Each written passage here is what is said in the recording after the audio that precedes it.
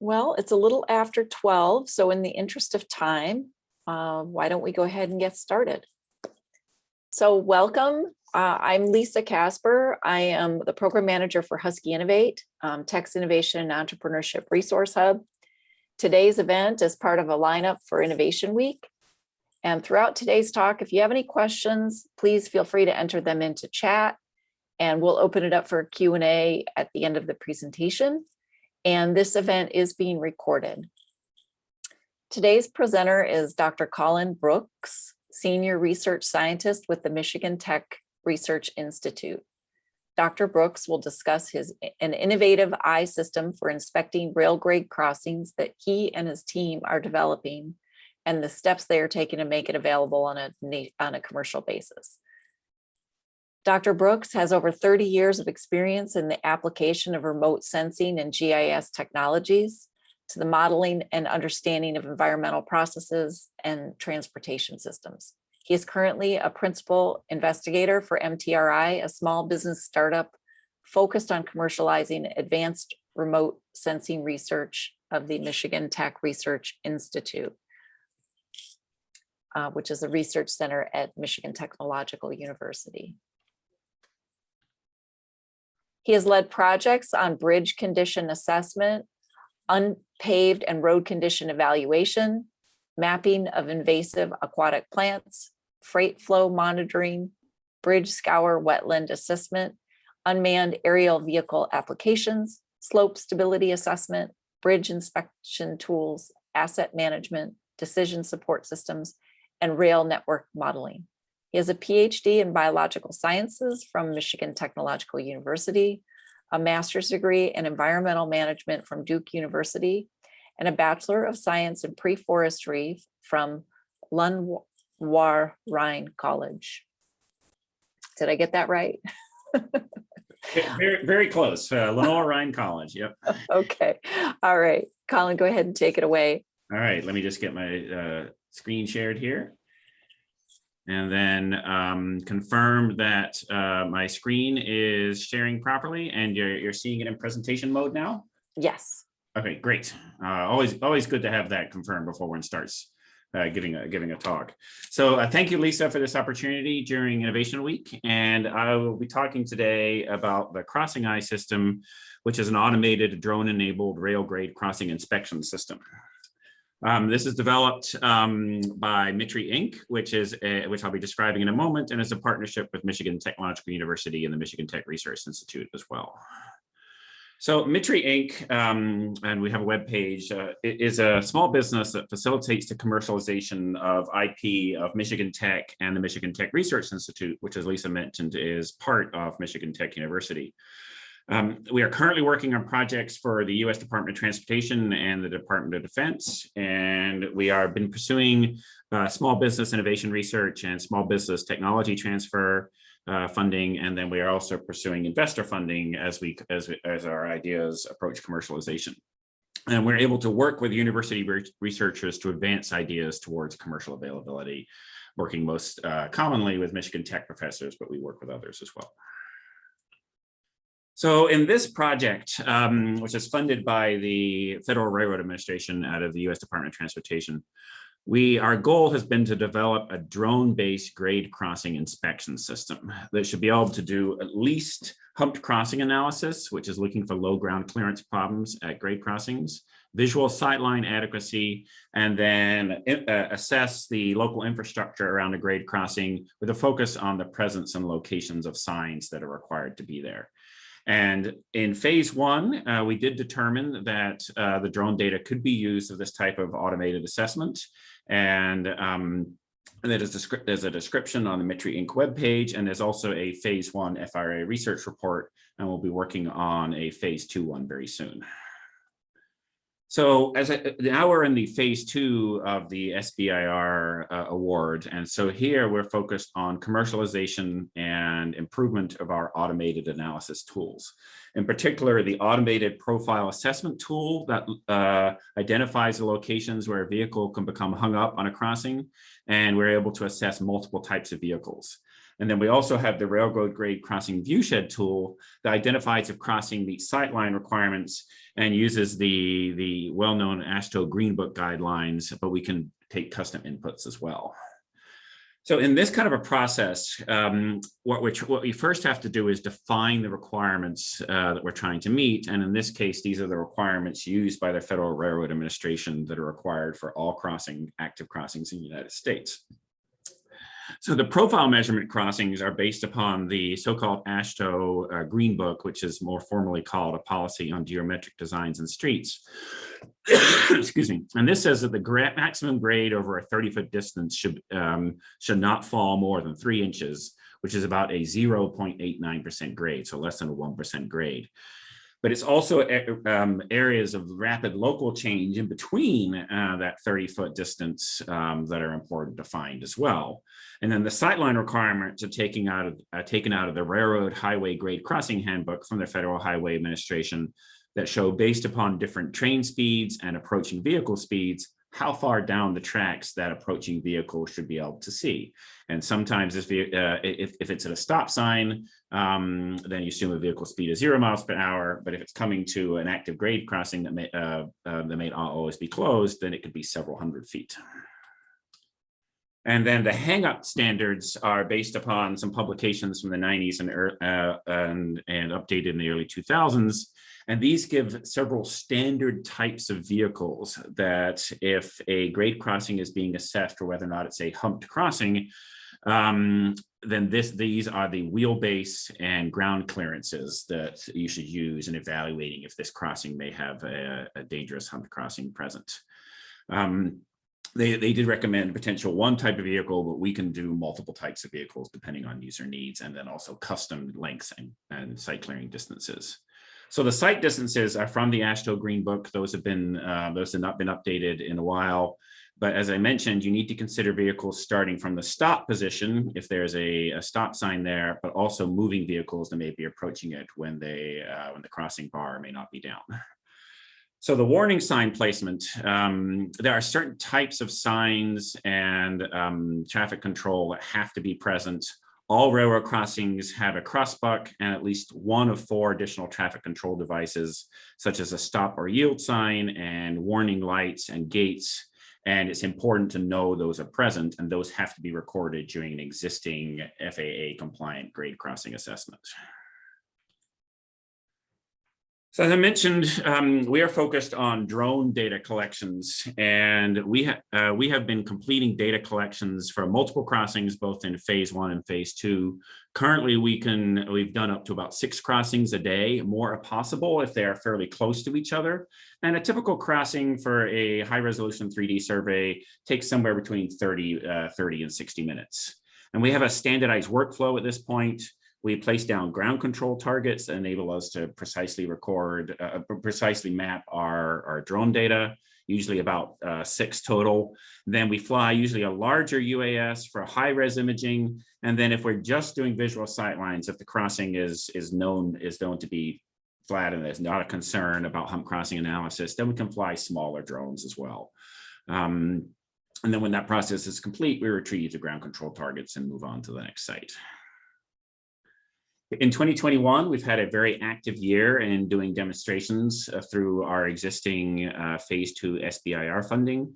We visited 6 sites for the Lake State Railway, a short haul freight railroad.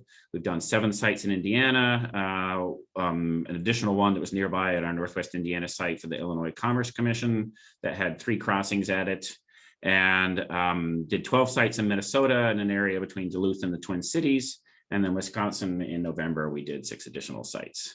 I said these have been demonstrations for these state DOTs in order to build up interest and demand and explain what the capabilities are that we're demonstrating.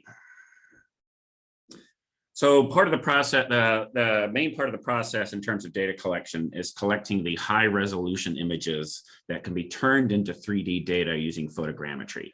So these are collected via drone with flight plans. You can see each of these are paired examples where the images overlap, and that enables you through photogrammetry software to be able to create that 3D data. And then these are the types of outputs. These are the type of outputs that we are creating. So they're very high resolution images. If you zoom in on there, and then you get a composite ortho image and then a digital elevation model for each site. And then here's some examples from our April 2021 data collection that we did in Michigan. So putting the ground control points down, advancing there. We're doing the flights, getting the images, and then we take the data back to the office for processing. And again, our drone equipment, it does not occupy a particularly large area. We can fit this in a fairly standard small SUV for a field data collection. So here's an example from a data collection we did in Michigan at a site called East Huron Street. So this one was of interest to the Lake State Railway Company because it is a humped crossing. You can see that there in this approach photograph from the ground. Here we are doing the data collections on the right, including the active spotter that's watching for to make sure that the airspace is staying safe. And then here's the kind of output data, which I'll get into more later on, where we have the ortho image and the DEM, the digital elevation model. And then here you can see in that 3D profile that we can calculate the percent crossing profile within different distances. And like I mentioned earlier, anything over 30 feet in anything over 1.89% over a 30-foot distance, and 30 foot's about 9.1 meters, can be considered a humped crossing, and that is definitely being violated here. And then say we do a larger area, it doesn't have to be as high resolution for doing the sightline analysis as well. So here's another site that we went to where there were two crossings nearby each other. And these ones, the Lake State Railway was interested because they're going to undergo maintenance soon, and there's the opportunity to compare change and see if the crossing has been improved for sightlines and crossing quality. You can see the two crossings side by side there. In a close-up, you can get an idea here that this crossing is indeed in need of repair. And as an example of the output data, both the ortho image and then again the digital elevation model that helps us do sightline and humped crossing analyses. And there's 29th Street, which is the one that was nearby. In Minnesota, we are working with the State Rail Program Coordinator, and they asked us to visit the BNSF Hinckley subdivision between Duluth and Minneapolis.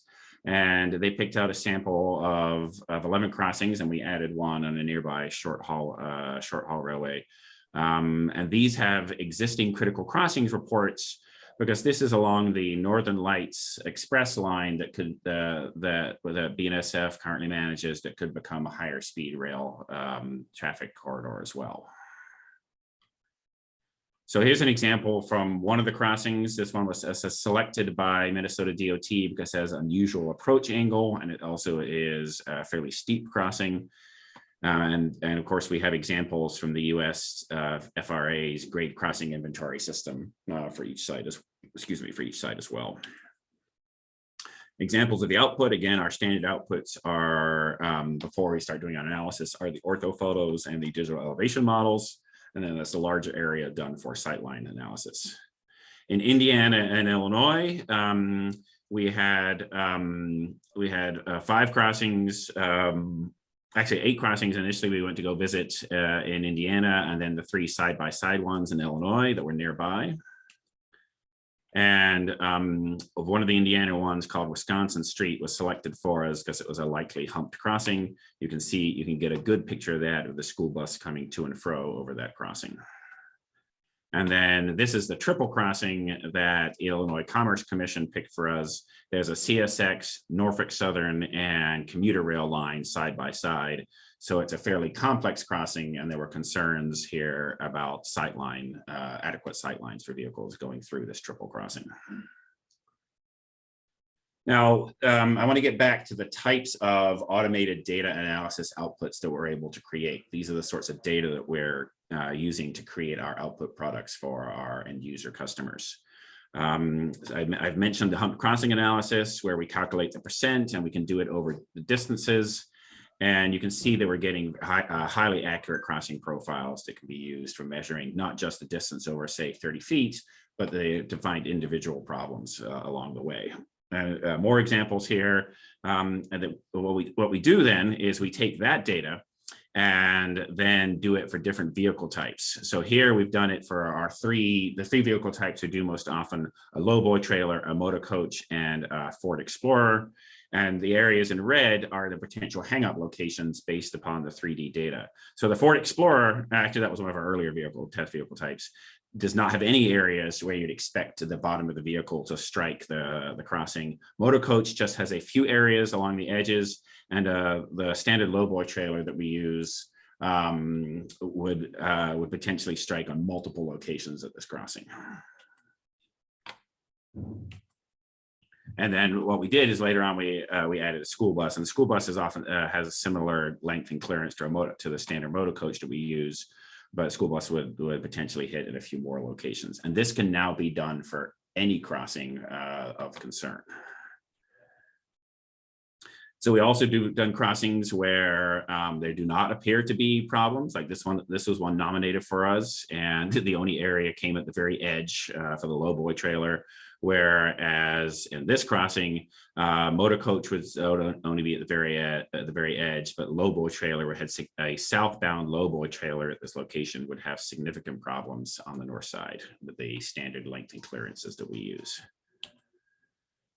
And we've also been asked, well, what will be the effect of using different ground clearances, either because of accuracies of the data or because not all vehicles necessarily have a 5-inch ground clearance. So we can change, for example, in this lowboy trailer to have a 4-inch ground clearance where the areas of potential hang-up expand. And then, or we can do a higher ground clearance, 6-inch. In this case, the areas of potential hang-up contract, as you would expect. And similar here for this crossing, for the lowboy trailer, if it has a 6-inch clearance, the area where it potentially get hung up shrinks and expands as you lower the ground clearance. So let's look at some examples for additional locations. These are some freshly processed ones for one of our Minnesota sites. Again, school bus and motor coach, not much of a concern. But on the west side, there would be significant concern here for a lowboy trailer. Another Minnesota site here, some potential problems at the steepest area right here at the crossing, and significant concern for a lowboy trailer. And this 442nd Street one example selected for us, we are looking at it's steep enough that there's concern for motor coach, school bus, and lowboy trailers. In Colorado, school bus at this one would only have, we don't expect to have problems if it went at the very edge, but motor coaches and lowboy trailers could have significant concern here. And if you want to look at this on the elevation data instead that we've derived from the drone imagery, then you can get an idea of why the elevation data that's helping indicate this likely problem. So let's look at visual sightline analysis results as well. So for each crossing, based upon data available for in the crossing inventory, we know what the maximum train speed is supposed to be, and then what the vehicle speed is for that road, and if there's a stop sign present or not. So in the case of this crossing in Oscoda, Michigan, with the train approaching at 10 miles an hour and the vehicle approaching at 10 miles an hour, the vehicle would be 69 feet away traveling 10 miles an hour, and the train would need to be able to be seen at 155 feet distance. And so for this eastbound vehicle, it would not be able to see the approaching train, but for this on the north side, but for this westbound vehicle, it would be able to see the train, for example, on the north side. And we can also do areas with higher train speeds, for example, in this case, along one of the main east-west rail routes in Michigan, trains can be up to 50 miles an hour. And so even with a stopped vehicle, though, that vehicle needs to be able to see 1,500 feet each way down the rail track. In the case of our 442nd Street example, the vehicle needs to be able to see, with a train speed of 20 miles an hour, the vehicle needs to be able to see 481 feet up and down the tracks. And when it's actually right at the stop sign, right there, in both in north and southbound, both in the southern and northern approaching trains, and for both west and eastbound, actually at the stop sign itself, sight lines are adequate. In other words, the yellow dots, which represent the train in this case, need to be able to be seen within the green area, which indicates visible from that particular location. In the another crossing in Minnesota here, there's a stop sign at this crossing. Train speeds are up to 50 miles an hour. So the AASHTO green book distance in terms of what the vehicle needs to be able to see up and down the track is 1,202 feet. And so for this eastbound vehicle, here the train locations are in blue, and they are within the green visible distance analysis results. So both a train approaching from the southwest direction and from the northeast direction would be visible to a vehicle stopped at this location. So let's go back and look at our East Huron site as well, which, as I mentioned, has quite severely steep approach to it, so a likely humped crossing.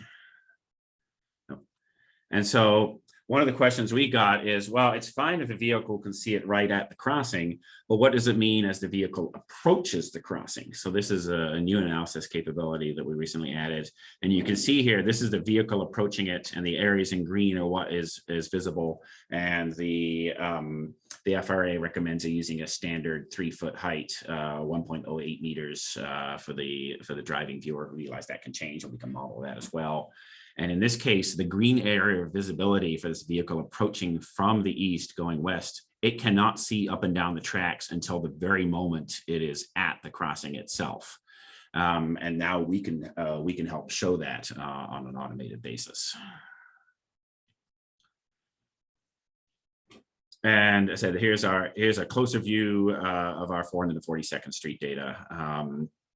For the eastbound vehicle, it could potentially have problems, perhaps seeing the one from the south, but it is still within the green visible area, right at the edge of the green visible area.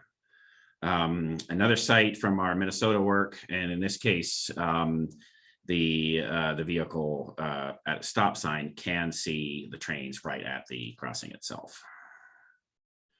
So those are the main results, example results for the automated sightline analysis and the automated grade crossing profile analysis. What we've also been investigating and implementing is automated detection of the infrastructure at the grade crossing itself. And as I mentioned towards the beginning, the primary interest here has been, are the required signs located at this crossing, and where are they located? So we've looked both at our straight overhead data to identify locations of different features, and also look at quality of pavement markings. And then we tend to use our oblique or partially side-on view data to do the detection of sign presence. And we have done a couple examples now of demonstrating how machine learning or artificial intelligence enabled sign detection can work. Initially, we were using a third-party application, but I'll show some results from our own implementation of machine learning for sign detection.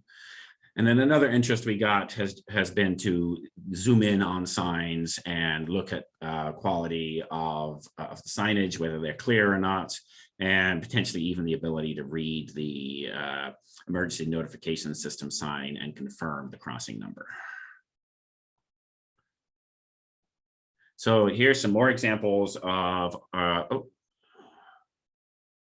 back there, of our own internally developed capability where we are doing the sign detection, and we've done it from both fairly side-on views. More typically, if you're flying over a crossing, you're not going to be flying down that low most of the time. So it's important to be able to detect the signs from an oblique point of view. And you can see here, we are able to detect the crossing ahead sign and the stop sign. We can detect the crossbuck sign reliably. The biggest challenge here has been identifying the small blue ENS sign, but we are able to do so if we fly sufficiently close over the crossing. And then it's great if we can collect all this data. This is part of Innovation Week. So how do you get the innovative results to the end user, to the customer? What we've done is we've developed a web application that enables our end users, customers, to search and view crossings in the FRA's grade crossing information system database. The user can select crossings that they would like analyzed, and then they can view and download analysis results for those crossings once the drone data collection has been completed. And on that site, the customer can go in and view analysis results. Here's one of our Indiana crossings. So in this case, there's the assumption, the analysis is based on the vehicle being stopped at a stop sign, and the trains are going no faster than 10 miles an hour. So they need to be visible 240 feet away. And the end user can see that those areas are within the green visible area, and there's an ability to show the legend, and they can view the data that way. Also, each if they are able to use geospatial data such as orthophotos and GIS layers such as shapefiles, the user can download the data and view it for themselves within their local or enterprise GIS system. They can also view the hang-up analysis results. So this is the same crossing. I've loaded the digital elevation model and then the motor coach analysis, but I can easily have turned on the lowboy trailer and school bus as well, or looked at the visual sightline analysis results instead. A new output that we have recently started creating is a standardized crossing eye report, because not everybody necessarily wants to view their data in an interactive online geospatial portal. So we're now able to produce these standardized reports. It includes an overview of the site, standard information from the crossing database, UAS and ground photos, symbolized hang-up location results, viewshed results, and the elevation profiles. And once I've finished with the slides, I'll actually show the PDF report as well. It'll be a little easier to zoom in and then show that. So the next steps we are working on are further efforts to take this towards commercial availability. We have a series of meetings with the rail agency partners where we have demonstrated crossing eye capabilities. Last week, we just did our demonstration to Minnesota DOT. And I just scheduled one for Indiana for the week after next. And we have meetings we'll be doing with Wisconsin, Illinois, and Michigan DOTs as well.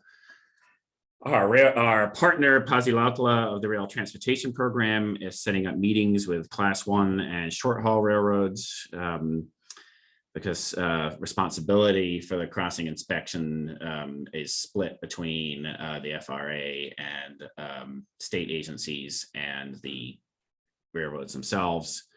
We are updating our business plan and improving our outreach materials to explain how far we've gotten with this project, particularly since the phase 1 update that's available online.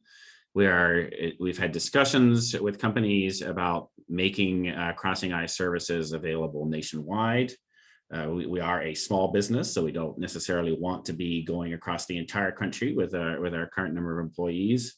But if we can have reliable partners that can go out and collect high quality UAS 3D data, then we can use that. And we also have the ability to analyze other sources of 3D data, such as LiDAR data that may be collected from drones or high rail cars or trains themselves.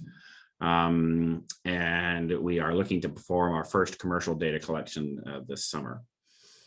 So those are the main slides that I wanted to present today. What I wanted to do was pause here and see if there are any questions, and then I'd be happy to show both a live view of the web portal and then also a view of the crossing eye report, because it's easier to see that level of detail.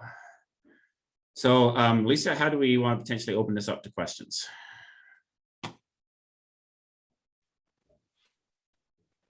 So if folks have questions, they can either unmute themselves or put their questions in chat, and I can read those out loud. So we're a small enough group here that I think we can be somewhat informal. Yep, that's fine with me.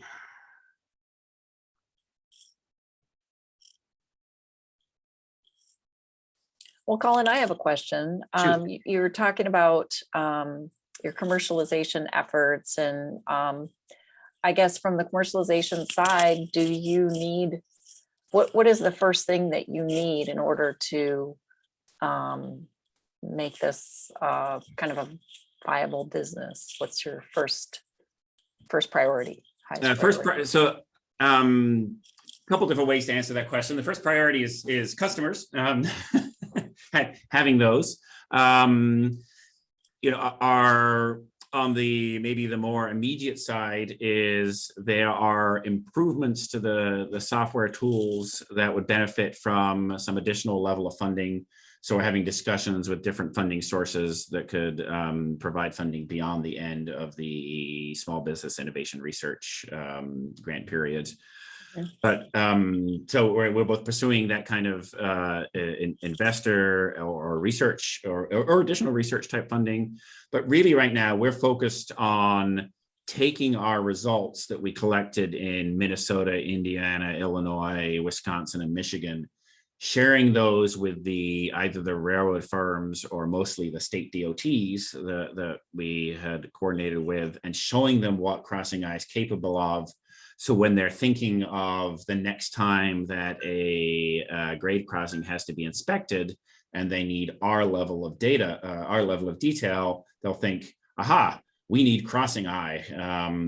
For example, one with more money being put into rail transportation after the bipartisan infrastructure bill, there's likely to be a need for more assessment of longer crossings, like the Northern Lights Express line that goes between Duluth, that would go between Duluth and Minneapolis, where there's 123 crossings, I think is the right number. Well, if that entire line is being assessed for eligibility for funding to make it a higher speed rail line, then every crossing may need to be assessed. Right. So making those people that already know us happy is probably our highest priority right now towards commercialization. I see. It's very interesting. What's interesting about your value proposition is that you have expertise in both drone technology and railgate crossing, and so I think that's a very unique combination and a niche. You fill a great niche there. And that's been that the partnership there with Dr. Pasi Latala of Tech's rail transportation program has been the most critical part of that, because Pasi is widely known as an expert on rail transportation, including grade crossings. And so he's able to provide us with expertise, connect us in with people that might be interested in it, make sure we know our AASHTO Green Book from our federal highway guide, and then implement that with the 3D technologies and automated analysis that's more our focus. Because we've been using drones now in our research for 10 years, which is for infrastructure assessment, which is longer than most people have been. So we can take methods and hard-won lessons and apply them to a new type of infrastructure or a new mode of transportation. Great. So one more follow-up. You mentioned infrastructure. So is that going to pose a problem? Do individuals have to have the right web system in order to use your technology? So we do assume nowadays that a web interface to view the data is probably the most effective way for people to view our results. But sometimes people want a PDF report to send around. So, for example, we knew in Minnesota that they created a document called a critical crossing report. And that was our inspiration for doing this document here, where we have the straight overhead drone view of the crossing, some locational information. We have standard information straight out of the grade crossing database. And then for many states, want to have standard views of the crossing from the west, from the east, from the north, from the south, looking both directions. So we can do those from the ground, but we can also show that they can be done fairly easily with a more synoptic view from the drone as well. And then we can put in the results into a nice view in the PDF. One suggestion we got when presenting this to Minnesota DOT was, well, also show us the worst case example. And then on the sightline analysis, a recommended addition we got was, well, now put a summary here of what the assumed vehicle speed and assumed train speed are, put that in a little reporting table, and then whether or not the sightlines are adequate. So don't just present the visual results, even though that's what I tend to focus on, but present a summary table as well. Mm-hmm. And then if people want to take a closer look at where the profile problems might be or where the steepest parts are, they can do so through looking at these elevation profiles. This is the same data that helps us assess whether it's a hump crossing and where those particular low ground clearance problems are. So this is just 3 samples of what essentially is a much denser network that we're able to analyze. And then, like I said, we can also make the data available through our web portal as well. So, for example, here's my favorite 442nd Street here. And I can get the crossing information. I can look at the imagery, and then let's look at the motor coach. And then the person can zoom in and see those specific locations where the hang-up problems are, or they can look at the line of sight analyses and get both the assumed vehicle speed, because there's a stop sign here, and then the distance that the train has to be visible. So those are currently the 2 main ways that we think people will want our results. But that's part of the reason we're also meeting with all these Class 1 railroads and the state DOTs to go, well, you were excited enough to have us come out to your place. Is this actually the right format of how you want our results? Right. And one question that I was, as you were talking about this, I thought that that question kind of came to mind. Do you consider, let's say you do an assessment, you provide the results to the DOT and the railroad companies. So say that there is an improvement that is needed. Do you consider the construction crews to be another customer? Because they may just want to hand this off. And is this something that they can use? Potentially. So, for example, if a grade crossing was identified as having a humped crossing problem, then these are the areas where it's too steep and potentially need to be fixed. The other thing that happens is railroad companies or state or whatever the responsible group is will come on and do fixes, repairs, additions, double track a line, and they'll change the crossing. And we're able to collect elevation data and sightline analysis before and after construction has taken place and help verify that the problem either hasn't been made worse or has actually been fixed. We haven't got to revisit any sites where construction has happened after we visited it yet, but based upon our previous work on bridges and roads, we know that'll work. That's great. Another group has shown interest in this is insurance firms who are trying to understand liability about if somebody does get stuck on a crossing, should people have known this was a problem?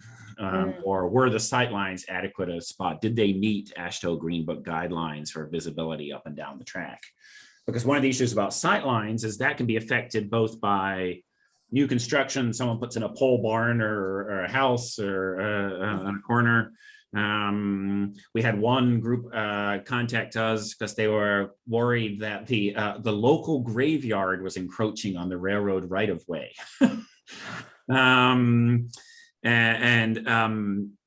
But we can go in and look at that level of detail. And then if something has changed more dramatically, and usually it's going to be a new building or vegetation growing, or potentially being removed if the sightline's been improved, we can go in, for example, we could go in and see if this vegetation in this corner here was removed, how does that improve the sightlines for an approaching vehicle?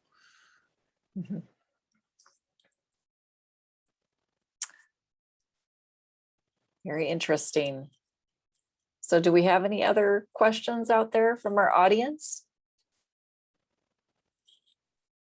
Is there anyone out there who's interested in this line of work or is involved in this type of work themselves?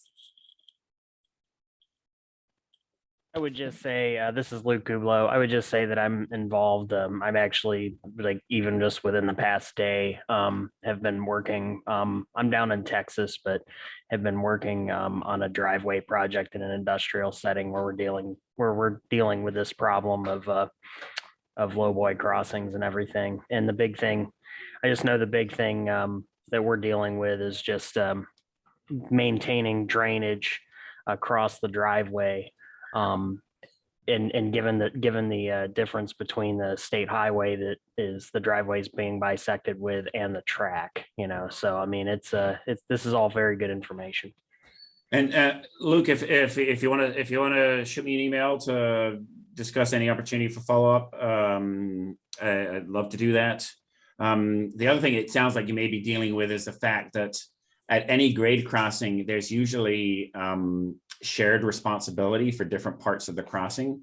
Like the main part of the crossing itself may be the railroad, but the area where the sight line may be inadequate may be the responsibility of the local or state transportation agency. So you have to deal with a multi-company, multi-agency solution potentially to fix to address a problem. Correct. Yep. So, all right. Thanks for joining us from Texas.